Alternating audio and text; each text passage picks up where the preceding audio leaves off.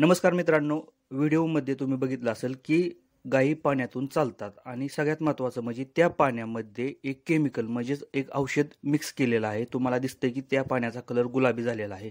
तर मित्रांनो, त्याचा फायदा आपल्या जनावरांना काय होतो आणि जर तुम्हाला ते औषध माहिती करून घ्यायचं असेल तर मित्रांनो, हा व्हिडिओ तुम्ही शेवटपर्यंत नक्की बघा. चॅनलवरती नवीन असेल तर चॅनलला सबस्क्राईब करायला विसरू नका. व्हिडिओ जर आवडला तर व्हिडिओला लाईक करा. मित्रांनो, तुम्ही जर हा व्हिडिओ नीट बघितला तर ह्या गायी बाहेरून चरून आलेल्या आहेत, म्हणजे चारा खाऊन आलेल्या आहेत. आणि ज्या टायमिंगला ह्या गायी बाहेर चरायला जातात ना, त्या टायमिंगला गायींच्या पायांना म्हणजे नाक्यांना जखमा होतात मित्रांनो.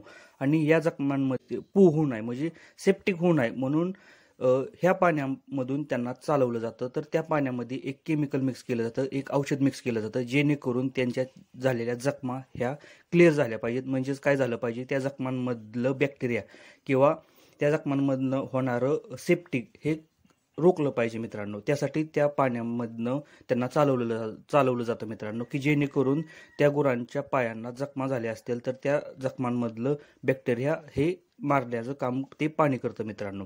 तर ते कोणतं औषध आहे मित्रांनो, ते सगळ्यात महत्त्वाचं आहे. तर मित्रांनो, त्या औषधाचा उपयोग आपल्या गोठ्यामध्ये आपण बऱ्याच ठिकाणी करू शकतो. जर तुमच्या गाईला इतर ठिकाणी म्हणजे कासेला जखम झाली असेल तर ते कास धुण्यासाठी सुद्धा तुम्ही ह्या पाण्याचा वापर करू शकता. त्याचप्रमाणे मित्रांनो, गाई वेल्यानंतर ज्या टायमिंगला गायीची घाण पडलेली असते ना मित्रांनो, तर ते फ्लोरिंग जो कोबा साफ करण्यासाठी मित्रांनो ह्या पाण्याचा सुद्धा उपयोग केला जातो. कारण इतर जनावरांना त्या घाणीचा सेप्टिक होऊ नये किंवा त्या घाणीमुळे त्रास होऊ नये मित्रांनो, त्यासाठी सुद्धा या पाण्याचा आपण उपयोग करू शकतो.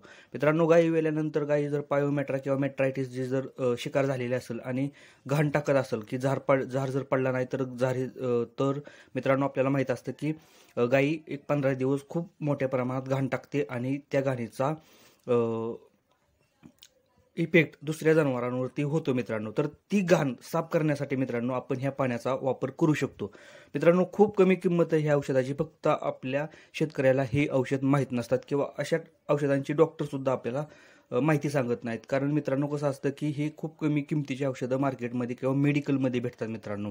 तर मित्रांनो, त्या औषधाचं नाव आहे त्या औषधाचं नाव आहे पोटॅशियम परमॅंगनेट. तर मी तुम्हाला एक व्हिडिओ दाखवतो. तर त्या व्हिडिओमध्ये बघा की साधारणतः एक चिमूटभर एका बादलीमध्ये आपण पूर्ण बादली भरून पाणी घेतलं ना मित्रांनो, तर त्या बादलीमध्ये एक चिमूटभर फक्त हे औषध टाकायचं. एकच चिमूट, साधारणतः 1 ग्रॅम औषध तुम्ही टाकलं ना, तर अख्खा त्या बादलीमधलं पाणी हे गुलाबी कलरचं होतं मित्रांनो.